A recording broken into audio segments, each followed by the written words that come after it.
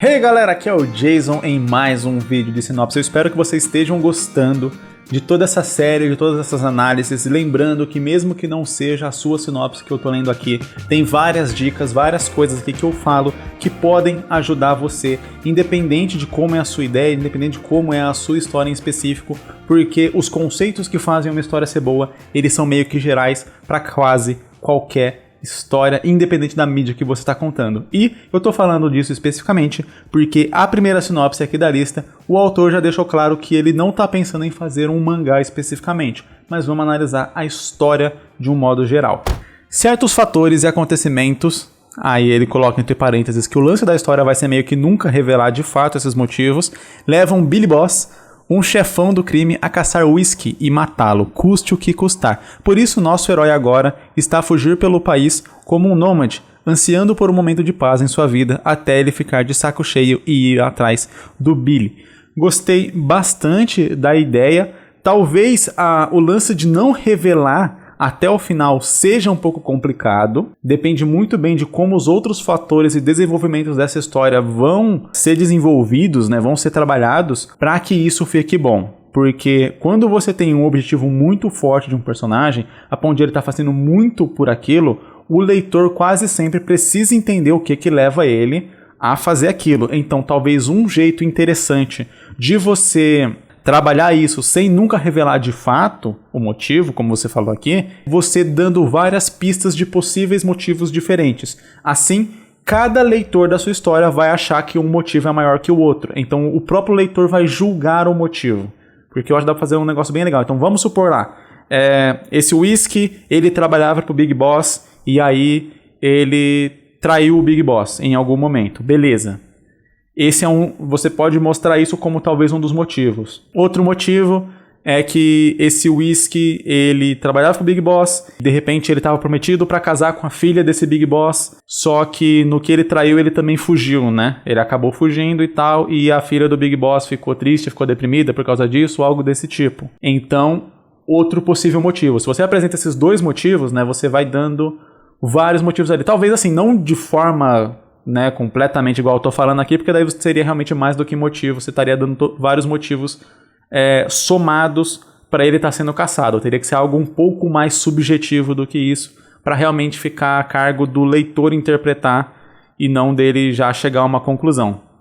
Já que o objetivo realmente é não revelar totalmente. Então você pode falar que o Big Boss mandou ele para uma missão, e aí o leitor fica na dúvida, tipo, pera, o que aconteceu nessa missão para ele estar né, indo atrás? A filha do Big Boss pode aparecer... Eu tô inventando aqui que ele tem uma filha já na sua história. A filha do Big Boss pode aparecer perguntando sobre ele e de repente tem uma foto dos dois juntos. E aí o leitor dá a entender de tipo, peraí, parece que, né, a foto tava junto. Será que eles estavam juntos de alguma forma? Ele largou ela, abandonou ela. Várias coisas ao longo da história, espalhados ao longo da história, que deem pistas do que poderia ser, mas sem de fato dizer, igual os exemplos que eu citei no começo, que acabaram sendo exemplos bem ruins. Mas acho que isso dá para trabalhar muito bem. E quando você planta a dúvida na mente do leitor e o leitor pensa que tem a resposta, mas ao mesmo tempo a história vai contradizendo a resposta que ele tem, isso faz ele continuar pensando e pensando sobre aquilo. E aí talvez não revelar de fato fique interessante.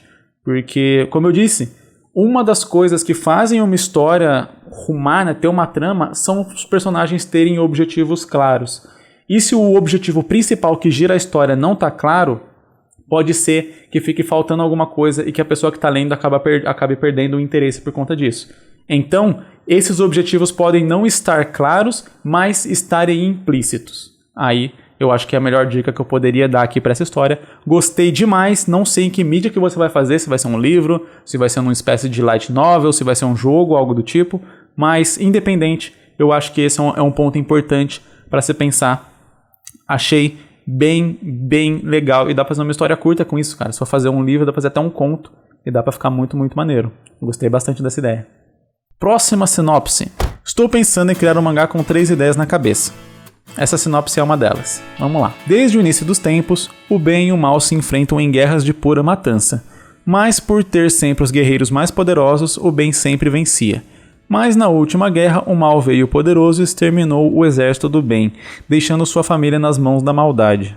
E desde então os povos de toda a Terra foram escravizados, mas nem tudo estava acabado. Alguns dos descendentes dos guerreiros do bem herdaram seus poderes e estão a fim de recuperar o que era deles, a liberdade. Ok, eu acho que a primeira coisa que eu posso falar sobre essa ideia é o conceito de bem e mal, porque ele é um conceito bem complicado de ser trabalhado. O que acontece é que a gente já teve, vamos dizer assim, as histórias, elas foram avançando com o passar do tempo, avançando em sentido de complexidade. Cada vez mais exige-se, os leitores, né, as pessoas que estão acompanhando uma história, exigem que os personagens sejam mais redondos, que eles sejam mais realistas, mais parecidos com como a gente é no mundo real, onde ninguém é completamente bom, ninguém é completamente mal, onde as coisas ficam ali meio subjetivas, onde você não consegue definir direito. Mesmo que você tenha um lado definitivamente bom e um lado definitivamente mal numa história, isso tem que ser mostrado com ações, atitudes e não falando, e não com falas, digamos assim. Então, meio que com o avançar das histórias ao longo dos tempos, isso foi sendo uma exigência que acaba sendo cada vez mais feita de quem está contando uma história. Ao contrário de antes, onde você tinha claramente o mocinho e o vilão, isso era muito claro e você não tinha muitas passagens, você não tinha muita discussão a respeito disso, e etc. Hoje, cada vez mais a gente desenvolve vilões, a gente reverte o papel de vilões, mostrando que na verdade eles estavam certos, etc. Ou o contrário. Então, hoje, cada vez mais a gente precisa de uma história um pouco mais complexa.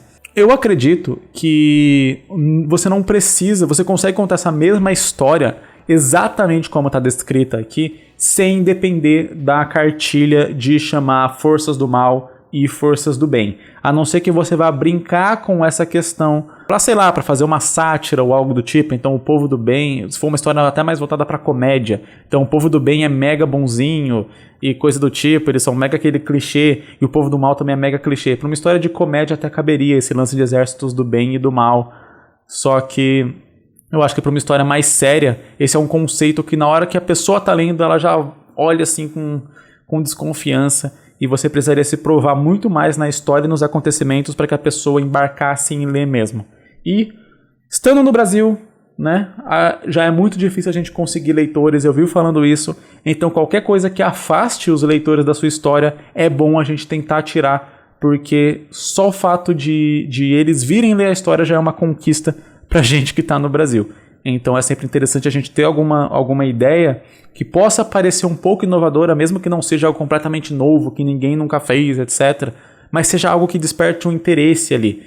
E quando a gente coloca esses conceitos de bem e mal muito claro, quando a gente coloca alguns conceitos que já são muito batidos, a pessoa que vai ler a história, ela já pode vir com uma experiência negativa, ela já pode vir com má vontade, o que já costuma acontecer para quem faz mangá no Brasil, infelizmente.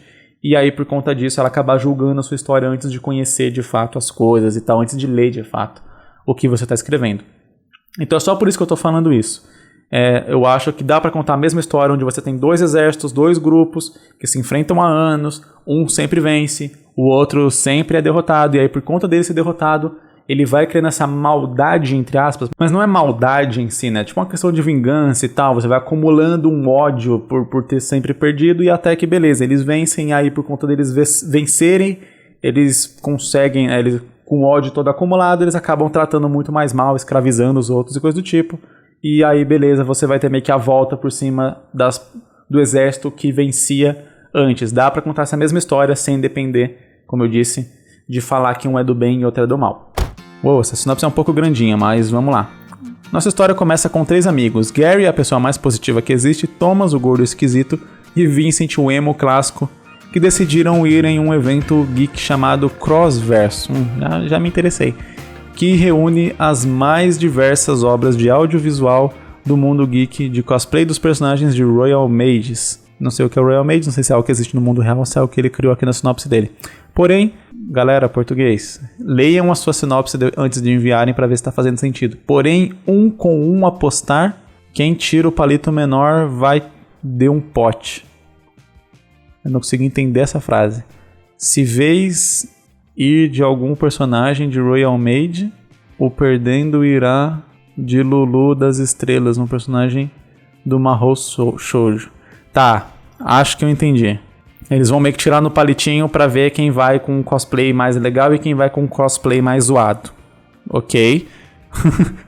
Ok, o tal do Thomas perdeu, que é o gordinho esquisito. Tem que fazer bullying com o gordinho, sempre, né? Sacanagem. E no dia do evento, os três estavam aproveitando ao máximo, menos o Thomas, né? Que estava vestido de Lulu, sendo zoado pelas outras pessoas do evento. Até que depois de uma sessão de refrigerante e lanches, Thomas vai até o banheiro para fazer suas necessidades, junto com o Gary, que vai arrumar a lente de contato, quando Vincent está do lado de fora. De repente, um clarão forte do lado de fora do banheiro, e quando... Um clarão forte do lado de fora do banheiro, e depois desse clarão eu tô tendo que interpretar que a sinopse está bem complicado.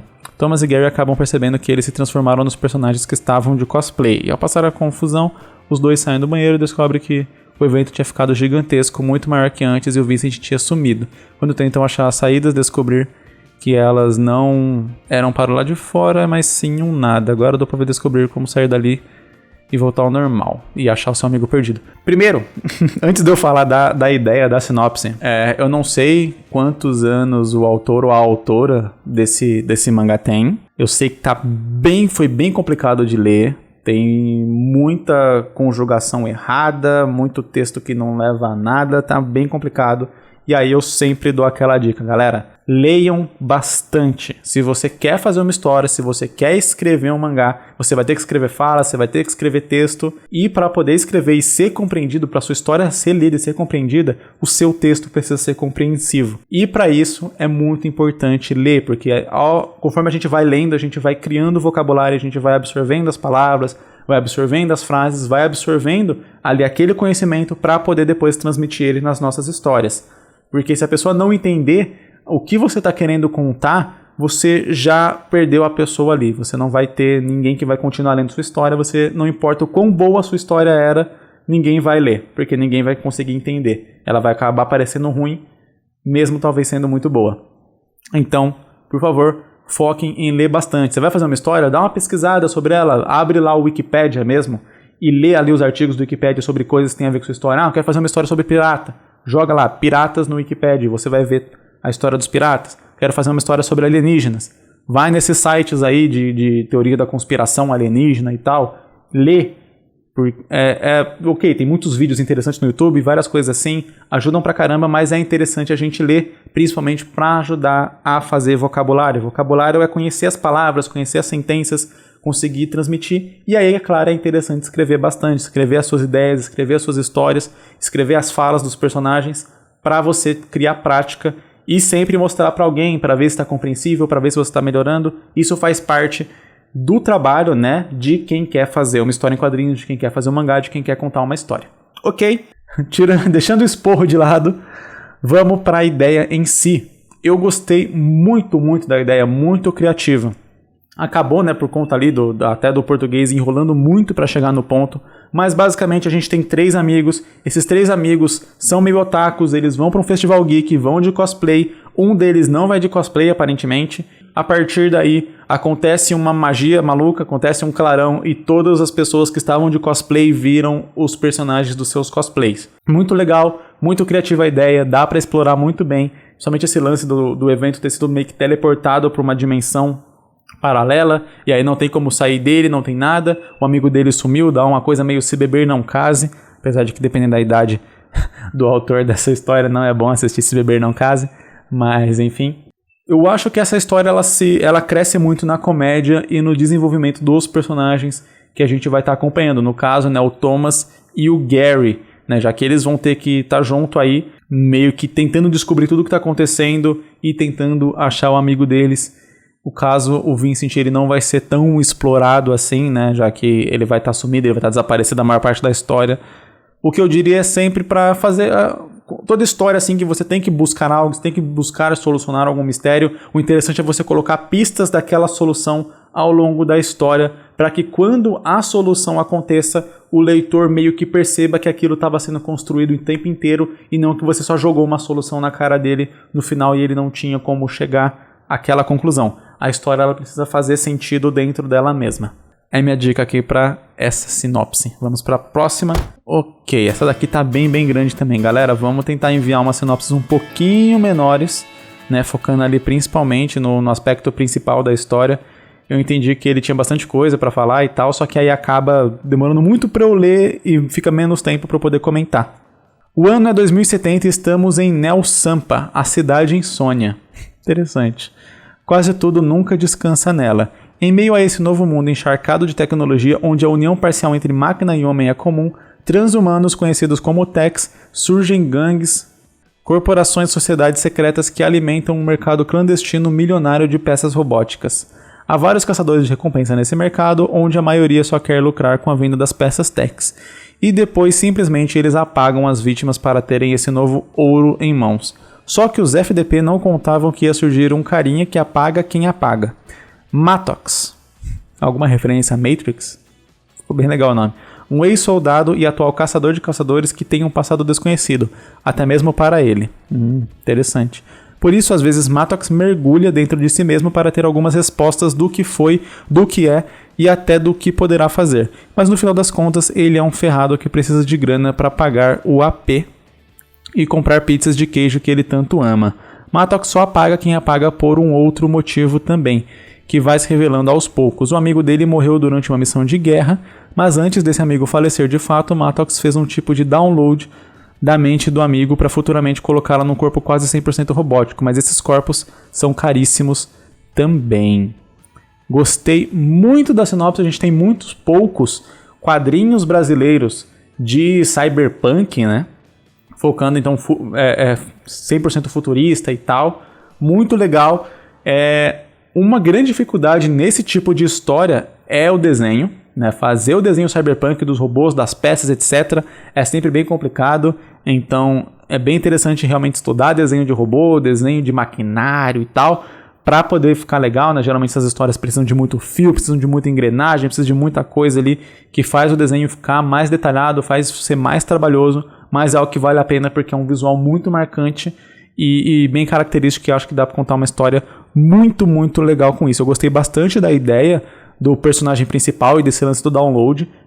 Pelo que eu entendi, deu para entender que a mente desse amigo dele, que ele meio que baixou, se misturou com a mente dele, por isso que ele esqueceu alguns detalhes do passado dele e ele nem sabe exatamente por que ele está caçando os tal dos caçadores. Talvez isso seja uma memória do amigo dele. Achei muito legal isso.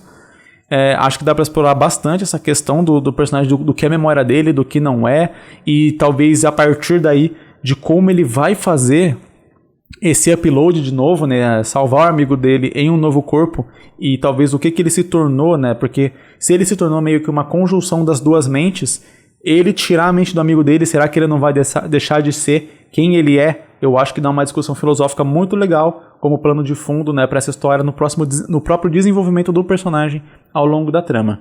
De resto, muito legal a ideia da venda e do contrabando de peças e tal, todo esse tipo de coisa. Curti demais, gostei do desenvolvimento do personagem, dele precisar do dinheiro ali para uma coisa mega mundana. Acho legal isso, dá para explorar muito bem esse tipo de coisa, deixa o personagem muito mais crível, muito mais humano. E esse tipo de característica faz com que a gente se aproxime muito mais do personagem, acabe sentindo empatia por ele e, consequentemente, tendo vontade de continuar acompanhando a história. Muito, muito interessante, cara. Desde que nasceu, Mandy vive na floresta Nambay, uma misteriosa floresta tropical da América do Sul, com seus pais, que são pesquisadores e há anos estão à procura de uma lendária cidade perdida chamada Anki. Certo dia, em uma de suas explorações, os pais de Mandy desaparecem na selva. Preocupada, Mandy sai de casa e entra na floresta para procurá-los. Eu começo a ler muita sinopse, porque eu já gravei outro vídeo nesse mesmo dia. Aí a minha pronúncia vai pro inferno, ela fica uma porcaria. Procurá-los. Porém, Mandy também se perde pela mata e, arrependida por ter saído de casa, Mandy se põe a chorar até adormecer. Só um detalhe que não precisa colocar o nome da personagem o tempo inteiro, dá pra colocar ela de vez em quando para não ficar sempre repetindo. Ao acordar, Mandy, novamente, encontra um grande urso que por ali passava e parou para ajudá-la. Este urso, que se chama Bambu e está em busca da cidade das cenouras gigantes, promete ajudá-la a encontrar os seus pais. Dessa forma, eles partem juntos em uma jornada. Bem interessante, não estava esperando por isso. No caminho, Mandy e Bambu encontram uma linda fantasma que diz estar à procura da cidade das flores gigantes. Assim, ela também se junta ao grupo em uma longa jornada pela selva, cada um com seus objetivos que apontam para a mesma direção. O final da sinopse já meio que revelou que, né, Que todas essas cidades são a mesma cidade, supostamente. Mas eu achei bem interessante. Tem uma carinha de Mágico de Oz ali, né? Onde um personagem humano vai encontrando alguns personagens meio antropomorfizados e tal, uns personagens meio fantásticos. E cada um tem seu objetivo e todos eles vão em direção ao mágico, né? Pra realizar os sonhos deles. Eu acho bem interessante esse estilo de história, né? Uma história mais fantástica, uma história mais fantasiosa, indo até talvez para um estilo um pouco mais cartunesco ali, bem, bem fantástico mesmo. Uma coisa meio Alice no País das Maravilhas também. Eu gostei demais. Eu acho que uma dica que eu posso dar para essa história é sobre os objetivos dos outros personagens, né? Como eles vão fazer parte, quais são as personalidades deles especificamente e o que eles buscam nessas cidades, né? Falar, o urso ele quer cenouras, talvez, porque ele viu que tem cenouras gigantes, mas talvez o que veio a fazer ele gostar de cenouras, o que veio fazer ele a querer ir para essa cidade, algum motivo específico. Não só, eu gosto de cenouras, então quero ir atrás de uma floresta de cenouras gigantes. A fantasma também, sobre o lance das flores e tal. Talvez ter alguma relação com o passado deles, ou alguma coisa importante, alguma coisa marcante, que de repente gere um sentimento em quem tá lendo, né? De repente a fantasma, o lance das flores tem a ver com como ela morreu e virou uma fantasma. Ok, talvez fique meio dark pra uma história que seria um pouco mais colorida, uma história um pouco mais infantil até. Mas dependendo de como abordar isso, dá pra fazer esse dark não ser tão obscuro assim e ainda assim ser uma história mais profunda, uma história mais tocante, mais marcante. Eu acho que nesses objetivos, assim, objetivos que parecem bobos à primeira vista, quando você consegue reverter eles em algo muito profundo e bem filosófico, até sentimental, eles ganham o leitor de uma forma incrível, porque ele não estava dando nada, ele não tinha expectativa nenhuma ao redor desses objetivos, por eles parecerem tão bobos superficialmente, que quando você acrescenta aquela camada ali de profundidade, você pega o leitor de surpresa e nessa surpresa você ganha o leitor. Eu acho que essa história tem tudo para conseguir causar isso. Eu gostei demais, demais dessa ideia e da possibilidade de trabalhar esses objetivos dos personagens, essa profundidade da história. Acho que dá pra fazer algo muito, muito legal numa história curta, fechada ali, sei lá, 50, 60 páginas, para dar tempo para desenvolver bem esses personagens, mas ainda assim numa história fechada. Eu acho que uma série, ela perderia muito das características que poderiam fazer essa história ser muito marcante. Um livro fechado ali, único, seria excelente, do modo como eu vejo, é claro. Todas as análises que eu faço aqui de sinopse, todas as dicas que eu dou, são minha opinião, são baseadas nas coisas que eu estudei sobre roteiro, sobre criação de história, sobre narrativa esses anos todos. Então não são nenhuma regra, não são a ideia certa a se fazer, não existe esse conceito de certo e errado, cada um faz o que quiser. Eu só estou dando aqui a minha visão e tentando ajudar, né, do modo como eu posso, quem está criando aí suas histórias. Vamos para a última sinopse do dia.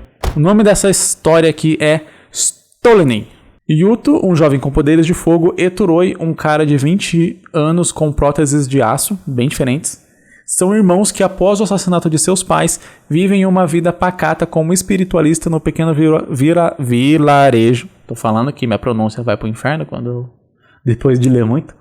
Que vivem, ok. Certo dia, Yuto acaba encontrando uma possível prova que seus pais podem estar vivos. A prova e uma coordenada que leva para um lugar desconhecido pelos dois. Yuto, ansioso por uma esperança de poder ver seus pais novamente, parte junto com Torui, que anseia por vingança dos assassinatos de seus pais, para uma viagem. Ok. Que eles não sabiam, mas iria mudar suas vidas com vários desafios pela frente.